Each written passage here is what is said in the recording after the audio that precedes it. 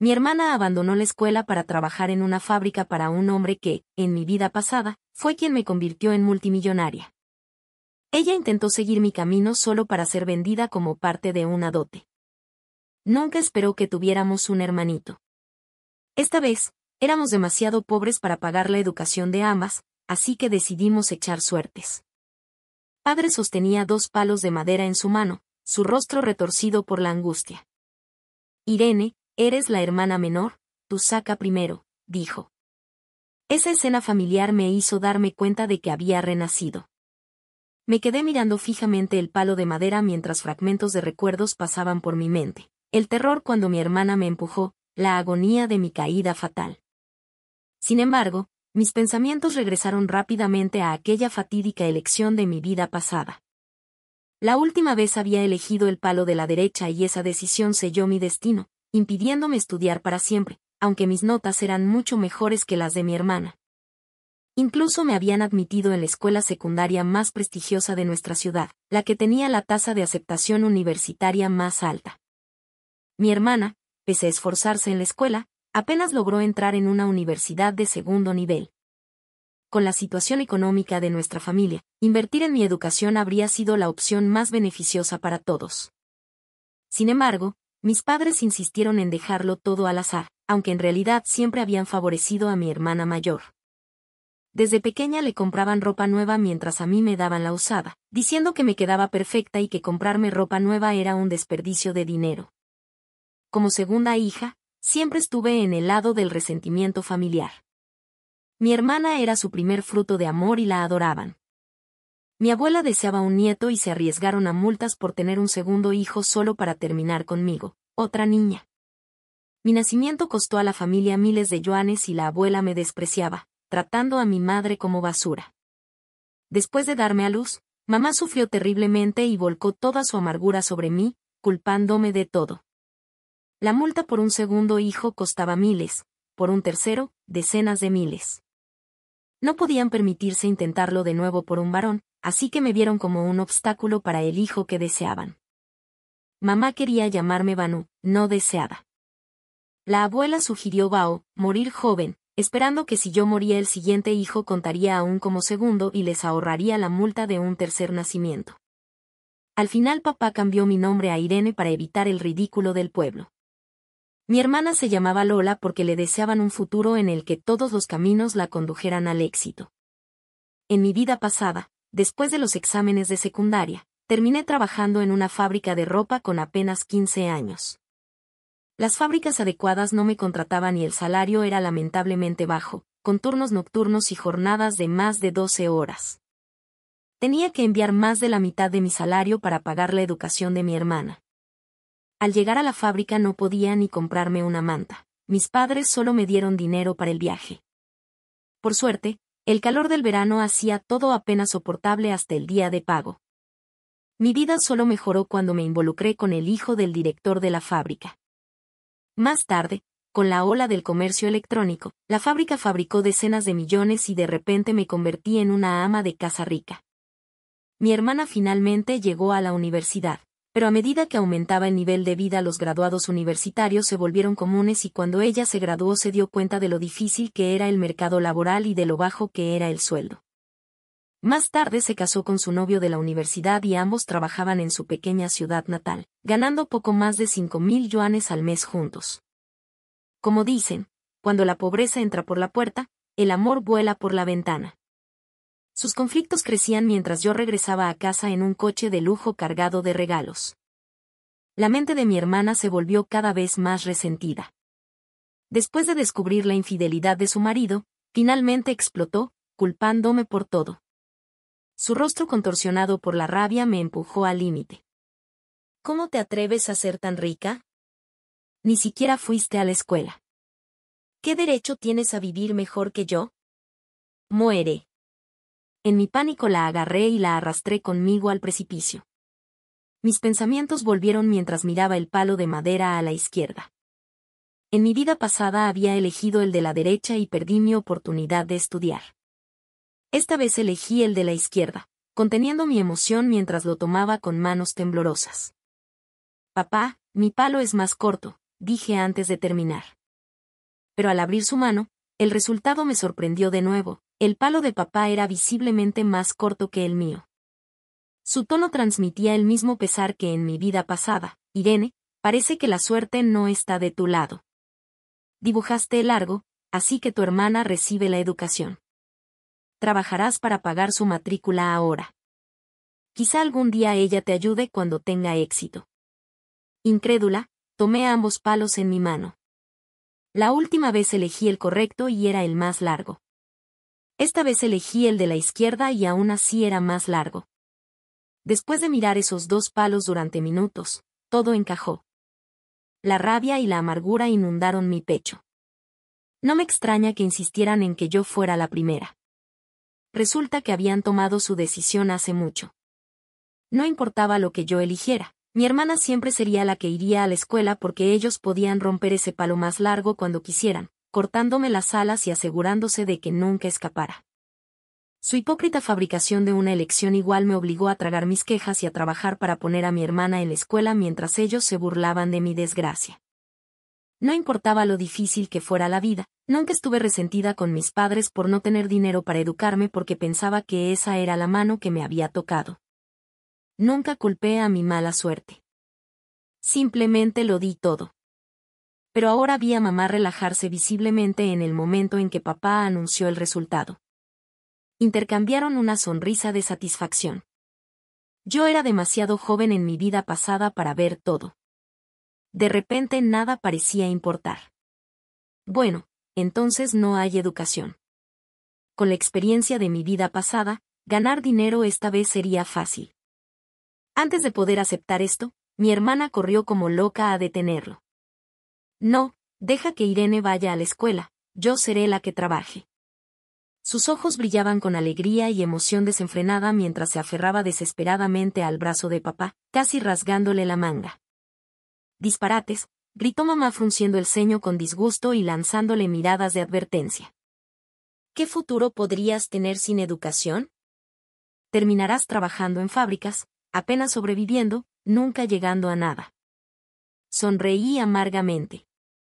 Así que mamá lo sabía desde el principio. Pero en mi vida pasada, cuando fui elegida para el trabajo en la fábrica, todo lo que dijeron fue, Irene, tu hermana está trabajando muy duro con sus estudios mientras tú estás ahí fuera ganando dinero. ¡Qué maravilloso! Mi hermana le lanzó a mamá una mirada de desaprobación y luego me miró con frialdad calculadora. Mamá, la educación no vale nada estos días. Con tantos graduados universitarios por todas partes, los títulos no significan nada. Podríamos empezar a trabajar temprano y casarnos con un rico.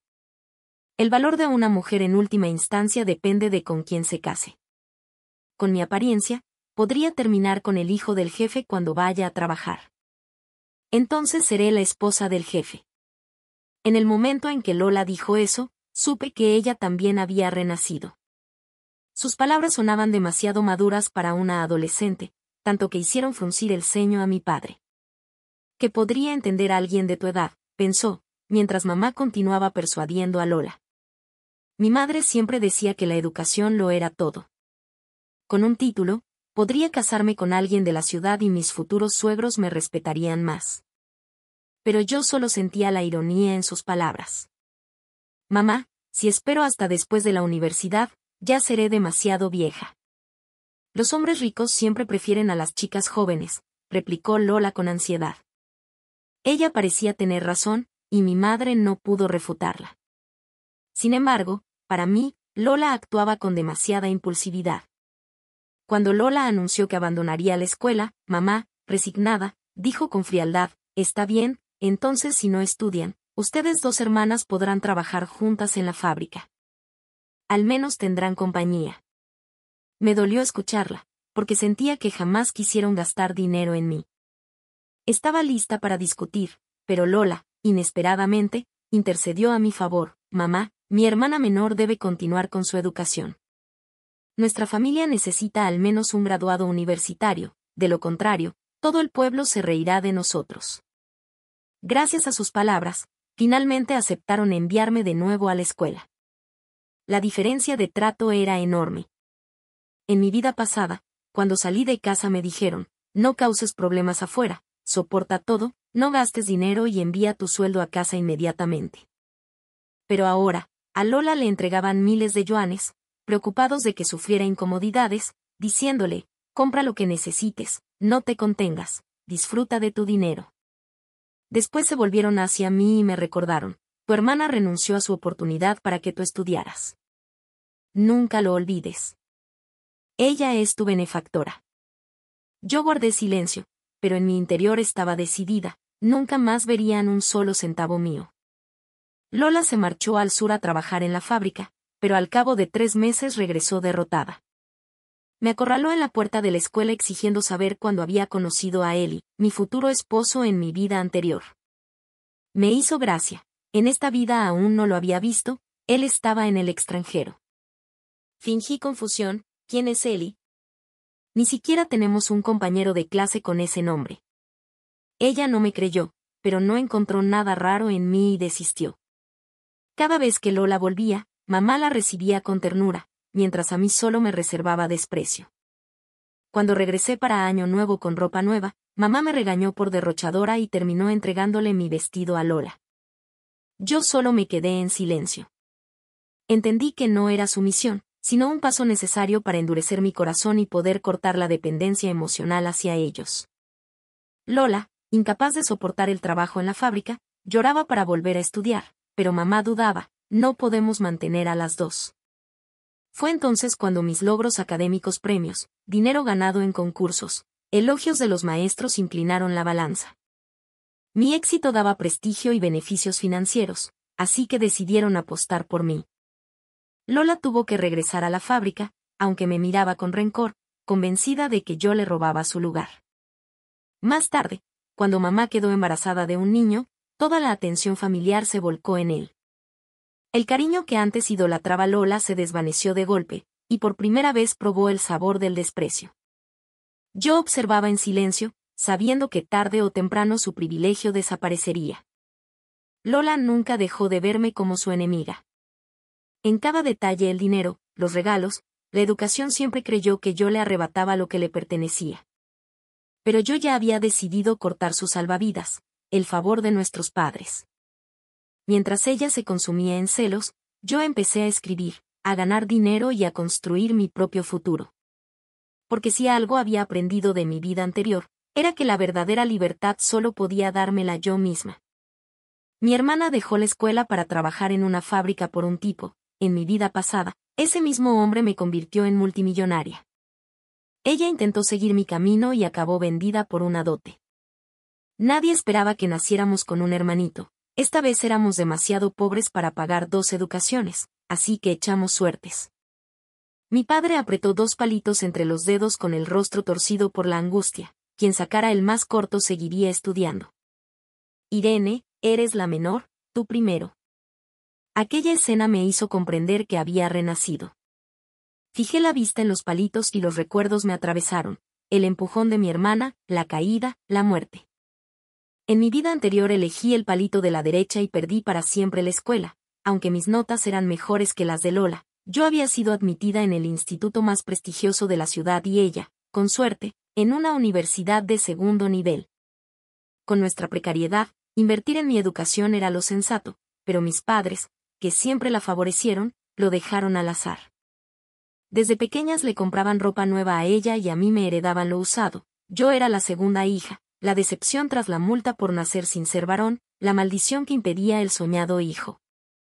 Mi madre quiso llamarme Banu, no deseada. Mi abuela propuso Bao, que muera joven.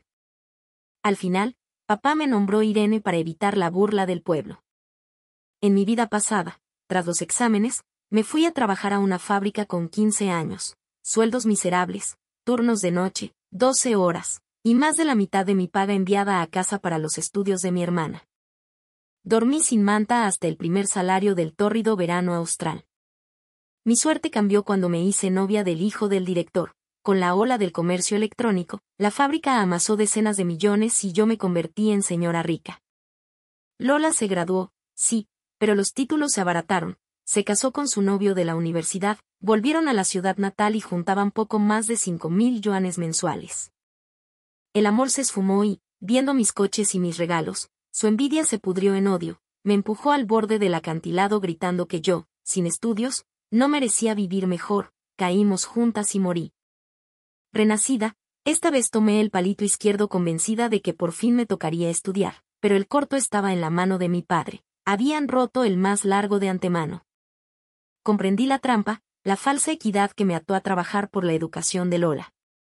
Iba a resignarme y ganar dinero por mi cuenta cuando, para mi sorpresa, mi hermana pidió que yo estudiara. Mis padres aceptaron, pero a ella la colmaron de efectivo y a mí me recordaron que le debía la vida. Aún así, en la nueva línea temporal gané un concurso de redacción 300 yuanes y la escuela vaticinó que sacaría a la familia de apuros. Mi éxito académico les dio prestigio y beneficios, y por primera vez dudaron en cortarme las alas. Entonces mi madre quedó embarazada, el hijo tan deseado. En invierno, la casa giró en torno a su vientre. El aire acondicionado que Lola se había empeñado en instalar fue para la habitación del bebé. Cuando mi hermana volvió, encontró sobras frías en la mesa y el centro de gravedad de la casa mudado al varón que aún no hablaba. Pidió dinero, posó por el pueblo con ropa de moda y, al negarse a entregar sus ahorros, discutió con mamá, al final volvió a la fábrica. Yo seguí estudiando en la clase de élite, obtuve admisión temprana y, en silencio, lancé mi primera tienda en línea. Abastecimiento en fábricas, fotos, embalaje, envíos. El primer festival de compras me dio mi primer millón, luego vinieron 10, y después, cientos. Lola, que también había renacido, desperdició su ventaja esperando a un Eli que apenas conocía. Cuando supo que el hijo del dueño mi Eli existía, falsificó mensajes para presumir un compromiso y fue a montar escándalo a la puerta de su fábrica. Eli salió con 2 guardias. Ya estoy casado, no la conozco. Mi madre, ciega de codicia, regateó dotes como si fuéramos reses. La farsa acabó con risas del pueblo y la vergüenza familiar. Más tarde, Lola se casó con un rico local que pagó 200.000 de dote, despreciaba a su suegra, no trabajaba, exigió niñera y el matrimonio se pudrió. Hubo golpes, una lesión cerebral, una compensación exigua para mis padres. El hermanito creció díscolo y acabó preso por agresión. Cuando volví tras una década, mis padres envejecidos y amargados me exigieron venderme para pagar la libertad del varón. Me marqué sin mirar atrás. Emigré con Eli y corté la pensión. Por primera vez, el silencio en mi teléfono fue descanso y no culpa. Un día, Lola salió de los matorrales frente al coche de Eli con los ojos inyectados en sangre. ¿Por qué ella y no yo? Porque ella es mi esposa y tú solo persigues sombras, respondió él. La arrastraron a casa entre gritos. Yo respiré, la mirada asesina de la otra vida se desvanecía por fin. Y entonces recordé la otra historia que también cambié al renacer. En la corte de las bestias, mi hermana bella y perfumada fue escogida princesa heredera y yo, arrojada como concubina del príncipe serpiente. En aquella vida, drogada por ella, caí en la alcoba del caballero de ojos verdes y recibí 30 azotes públicos antes de casarme sin amor. Todos se burlaban de mi nombre hasta que di a luz a una pitón dragón, criatura sagrada que no nacía hacía 3 siglos. El emperador me honró por mi hijo y mi hermana, devorada por la envidia, parió una serpiente frágil, entonces irrumpió en mis aposentos, quebró la columna de mi pequeño dragón y me estranguló con sus hilos dorados. Al abrir los ojos de nuevo, estaba en el día en que el emperador bestia fijó nuestros matrimonios. Supe que también había renacido.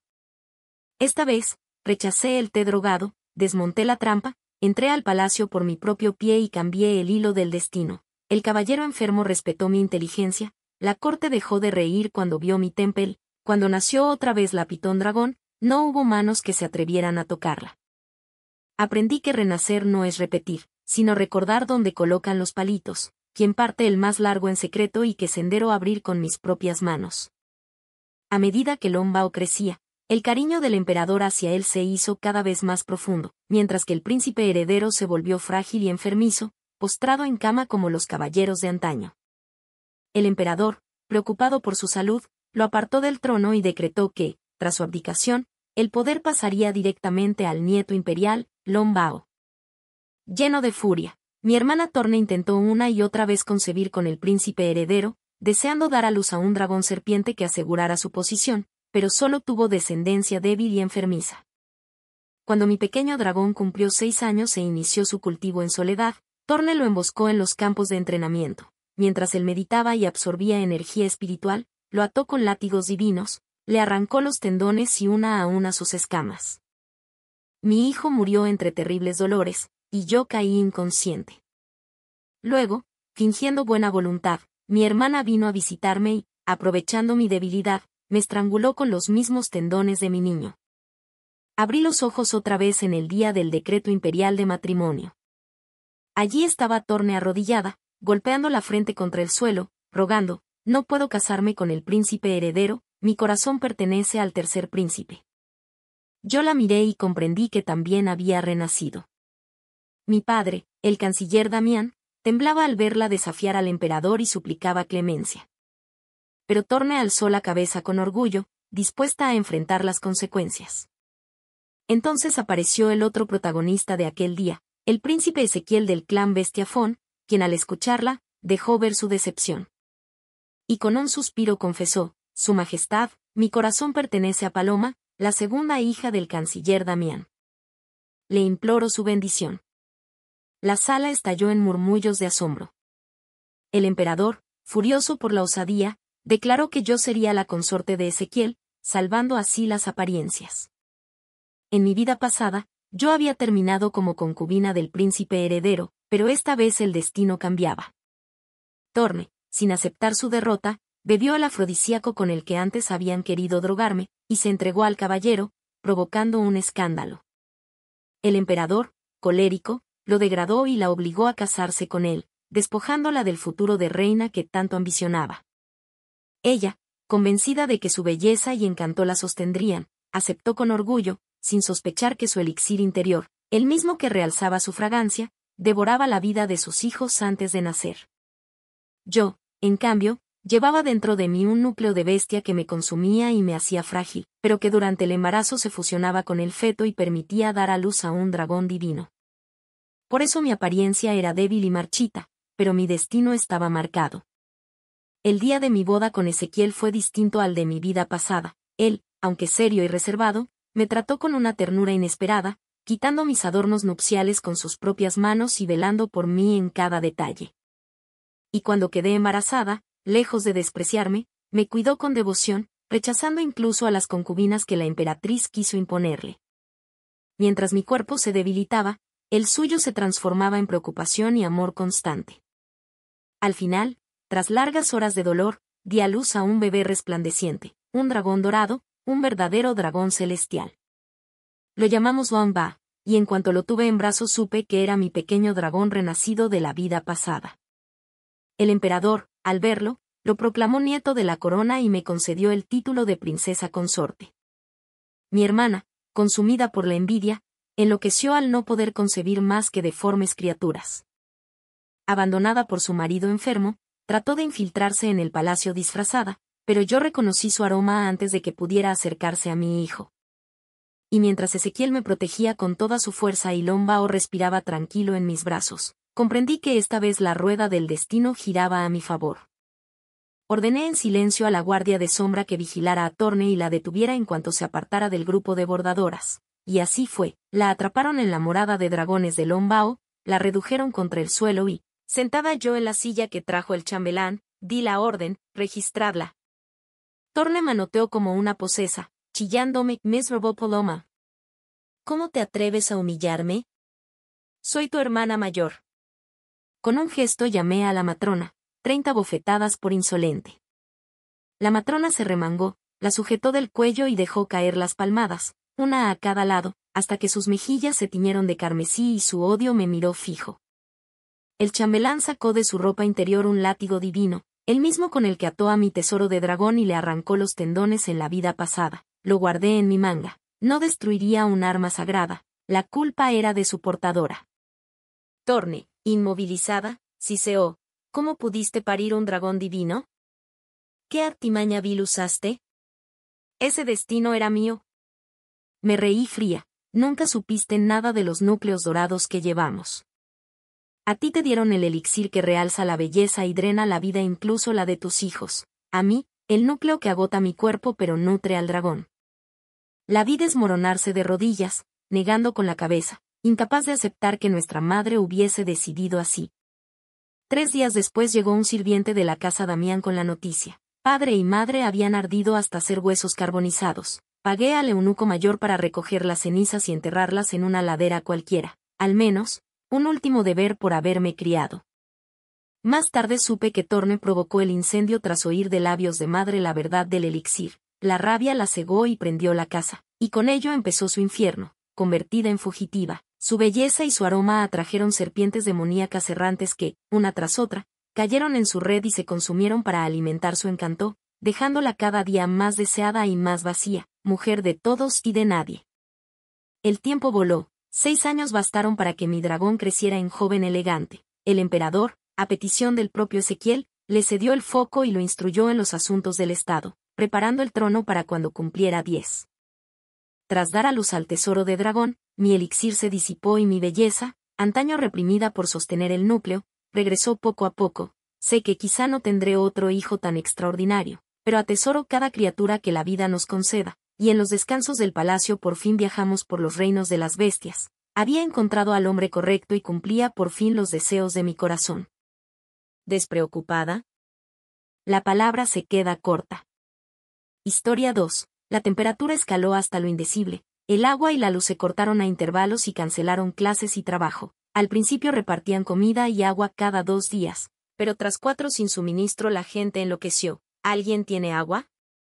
Pago 10.000 yuanes.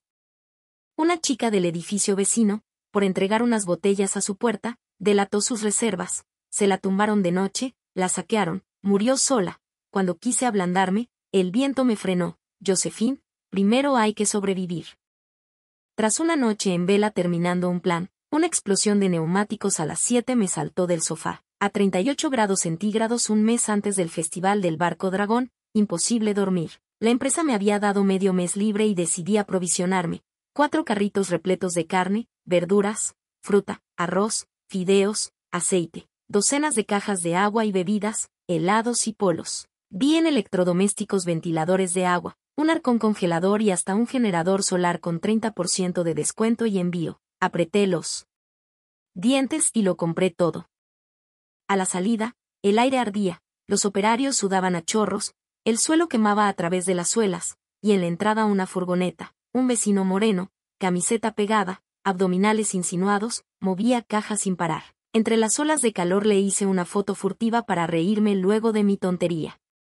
Ya en casa, aire al máximo, nevera y congelador a reventar, arcón lleno de carne y marisco. Me tumbé con un helado cuando llamó mi madre para insistir en una cita a ciegas. Yo esquivando el tema y rogándoles que no ahorraran en aire. Colgué y dormité hasta que el administrador, Félix, avisó de cortes escalonados y dejó cubos y judías mungo. Programé el agua, llené bañera y cubos. Pedí 10 garrafones y, justo cuando esperaba la cena, una explosión pintó el cielo de naranja. Fuego en la urbanización de enfrente, líneas dañadas, apagón, la comunidad estalló de quejas. Félix pedía calma y ofrecía velas. Miré el móvil, 42 grados centígrados a las 22. Encendí lámpara recargable y ventilador de mano. El repartidor me escribió que se había caído, la llanta derretida, piernas escaldadas. Le dije que fuera al hospital y olvidara el pedido.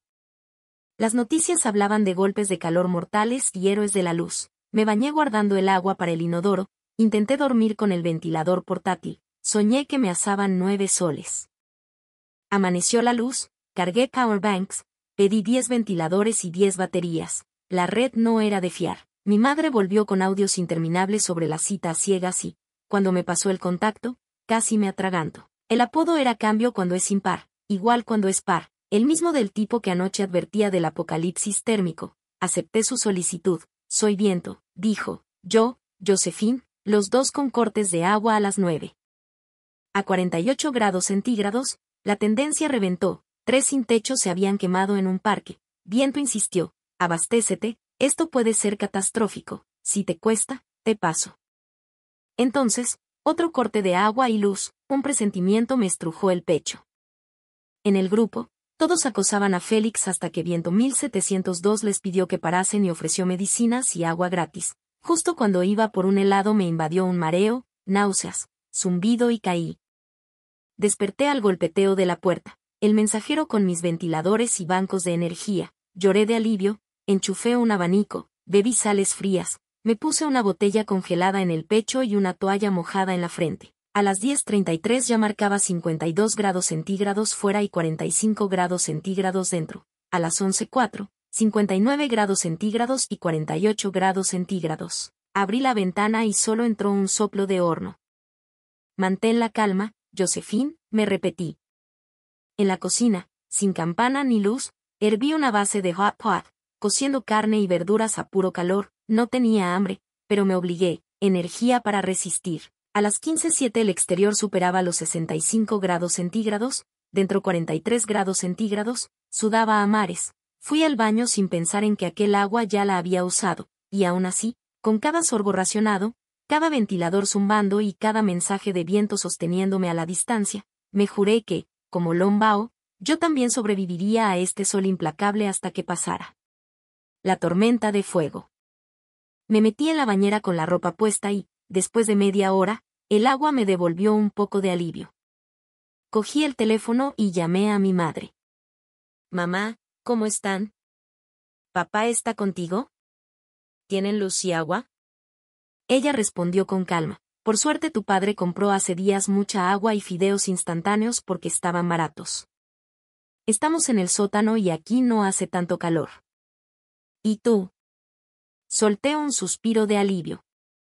Estoy bien. Si sienten cualquier molestia avísenme enseguida. Colgué y abrí las noticias. Todo el país había paralizado el trabajo, suspendido las clases y hasta los helicópteros empezaban a repartir suministros. En ese momento entendí que el apocalipsis del calor era real. Escribí a viento, te contaré un secreto, vivo debajo de ti. ¿Quieres cenar conmigo esta noche? Con el fin del mundo tan cerca, no quiero seguir conteniéndome. Quiero tener una relación, aunque sea por estos últimos días. 5 minutos después me respondió. Sonreí y le mandé la foto que le había hecho en secreto moviendo suministros el día anterior. Contestó, nos vemos esta noche. A las 16:50, con 68 grados centígrados en la calle, volvió la electricidad. Encendí el aire acondicionado al mínimo y en un par de horas la casa estaba a 25 grados centígrados. Me puse un vestido largo y cómodo y me dispuse a cocinar. En ese momento sonó el timbre, era viento, con una bolsa de medicinas para el calor y helado. Sonreí y le di las gracias. Le pedí que descansara en la sala, pero me siguió a la cocina. Señorita Josephine, déjeme ayudarla. Sonreí suavemente, llámame Josefina. Mientras cocinábamos, fuimos hablando de nuestros trabajos y aficiones. Era un profesor de geografía y apasionado de la astronomía. En una hora preparamos cangrejos picantes, verduras salteadas y vieiras al vapor con fideos de ajo. Yo quería hacer más platos, pero él me convenció de ahorrar recursos. A las 9, tras cenar, me acordé de llenar la bañera. Justo cuando terminaba, se fue otra vez la luz. Encendí la linterna del móvil y volví a la sala. En menos de 5 minutos el calor ya era insoportable, sudaba empapada. Puse delante del ventilador una botella de agua congelada y me senté en el suelo. Una brisa fresca me acarició. Este truco me lo había enseñado Viento. Estaba a punto de escribirle cuando vi el grupo de la comunidad ardiendo en mensajes. Venid al garaje subterráneo, está fresco, soplo el aire del coche, se está cómodo. Le mandé un mensaje a Viento. Vamos juntos al garaje a refrescarnos. Él respondió enseguida, no, hay demasiada gente, es peligroso. Con todos encendiendo el aire acondicionado del coche, aumentan los gases de escape y el monóxido de carbono. Me envió incluso noticias sobre intoxicaciones. Abandoné la idea. Al amanecer siguiente, me desperté empapada. Cociné huevos con fideos instantáneos y le mandé la foto mientras revisaba el pronóstico. Ya marcaba 60 grados centígrados. De pronto vi, abajo, a un trabajador de la administración envuelto en llamas. Me quedé helada. Lo vi arrancarse la ropa y rodar por el césped con lágrimas en los ojos. Llamé al 120, pero me dijeron que no podían enviar ambulancia, los neumáticos se derretían al contacto con el asfalto.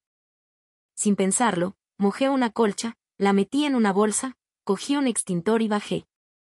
El ascensor funcionaba con el generador y en 3 minutos estaba allí. Cubrí al hombre con la colcha y rocié las llamas. Su piel estaba llena de ampollas y gritaba. Llamé a Félix para pedir ayuda y pronto llegaron con una camilla. Entonces sentí mi propia piel arder y corrí de vuelta al edificio. En la puerta estaba viento. Tiré el extintor y me lancé a sus brazos, llorando. No dijo nada, solo me dio suaves palmadas en la espalda hasta que me calmé. Al mediodía él cocinó carne, verduras y arroz.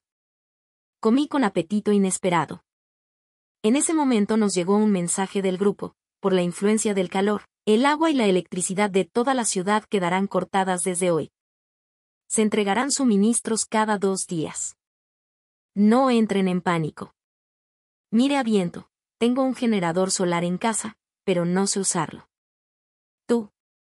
Me miró con entusiasmo. Josephine, eres increíble. Yo puedo. Movió el generador a la ventana y en menos de 1 hora volvió el aire frío. Emocionada, le dije, si no te importa, quédate aquí. Hay espacio. Media hora después ya había traído sus suministros, incluso 2 bates de béisbol. Bromeé, con tanto calor, aquí será difícil jugar béisbol. Él se puso serio. Josephine, los desastres naturales son terribles, pero la naturaleza humana es aún más difícil de soportar. Esa noche, en la habitación fresca, comimos hot pot y bebimos cerveza fría. Dormí profundamente por primera vez desde que empezó el calor. Pero al día siguiente comprendí sus palabras. En el grupo, un vecino empezó a quejarse del ruido de un aire acondicionado y pronto otros preguntaron por qué en mi casa había luz. Seguí el consejo de viento y guardé silencio. Sin embargo, al mediodía el aire acondicionado se detuvo. No era el generador, alguien había dañado la unidad exterior. Viento asomó y vio reflejos de cámara desde la ventana del vecino. Ya circulaba una foto de nuestro generador en el grupo. Todos empezaron a exigirlo: pagaremos, compártelo, somos vecinos. Yo me quedé sin palabras. Esa noche dormimos en el suelo con ventiladores fríos improvisados, pero poco después nos despertaron golpes en la puerta. Entreguen el generador o no seremos amables. Viento me dio un bate y me protegió detrás. Gritó con firmeza: lárguense. Tras media hora de patadas, se fueron. Con los días, los ventiladores y el generador fueron fallando. La temperatura subió a 70 grados centígrados. Los árboles se secaron, el asfalto se derretía. 8 vecinos murieron asfixiados en sus coches con el aire encendido. La comida escaseaba. Vimos en redes a una madre que mató a su perro para beber su sangre y alimentar a su hijo, y aún así ambos murieron. Lloré leyendo eso. Viento me dijo: esto es el fin del mundo. Solo podemos hacerlo mejor y dejar que el destino decida. Al día 15 ya no podía comer carne, vomitaba ácido. Vivíamos de chocolate y snacks. El generador y los últimos ventiladores se rompieron y me desmayé de calor. Desperté en la bañera, flotando con una botella de agua casi derretida. Viento me miraba con los ojos rojos. Josephine, al fin despertaste. Tengo una buena y una mala noticia. ¿Cuál primero? Forcé una sonrisa. La buena. Sigues viva. ¿Y la mala? Ya no hay señal. Nos miramos en silencio, estábamos solos. Hicimos inventario: agua, bebidas, algo de carne, fideos instantáneos, gracias a un vecino que se lo cedió a Viento por haber ayudado antes a su hijo. Nos pusimos parches fríos en la frente, cuello y muñecas. Él intentaba reparar los aparatos. Por la noche, febriles los dos, decidimos llenar la bañera con agua helada. Nos metimos juntos y el calor bajó. Miré su camiseta blanca pegada al cuerpo y, sin pensar, pregunté: ¿has tenido pareja? No. ¡Qué coincidencia! Yo tampoco. ¿Te gustaría vivir conmigo un romance apocalíptico? Asintió: si sobrevivimos, quiero presentarte a mis padres. Me acerqué y le susurré: si sobrevivimos, quiero ir directo a la oficina de registros contigo. Y lo besé. la habitación se llenó de intimidad. Íbamos a morir tarde o temprano, mejor disfrutar el momento. Al día siguiente desperté en sus brazos, con la fiebre ya pasada. Oí truenos, corrí a la ventana, estaba lloviznando. Toda la comunidad estaba alborotada. Viento me abrazó, parece que tenemos una oportunidad de ir a la oficina civil. Mi rostro ardía, pero no por la fiebre. Sonó mi teléfono, era mi madre. Contesté con lágrimas en los ojos. ¿Estoy bien, ustedes? Sí, hija, en el sótano estamos frescos y con comida. Solo nos preocupaba no poder hablar contigo. Tras consolarlos, vi que la red había vuelto. Las noticias anunciaban que las lluvias durarían 2 días y la catástrofe terminaría. En 5 días se restauraría agua y electricidad. Los expertos pedían proteger el ambiente y reducir emisiones. Yo ya no escuchaba. Viento buscaba mi registro de hogar. Date prisa, Josephine, no rompas tu palabra. Lo miré impotente. Faltan 5 días para que vuelva la normalidad. No sirve de nada ir ahora. Él se avergonzó. Tenía miedo de que cambiaras de idea. Me acurruqué en sus brazos. Aunque no podamos casarnos hoy, ¿puedo conocer a tus padres como tu futura nuera? Esa tarde, condujo su camioneta y me llevó a su casa. En el camino vimos rostros de alegría, habían sobrevivido. En los 2 días siguientes conocimos a nuestras familias, y solo quedaba esperar 3 días para obtener el certificado y celebrar la boda. Un mes después, nos unimos al voluntariado para la reconstrucción. Yo registraba equipos a reparar, él distribuía suministros. Félix me contó que el hombre que salvé iba a ser dado de alta y que la administración no solo me propuso para un premio de buen ciudadano, sino que me eximió de pagar la cuota de comunidad 5 años.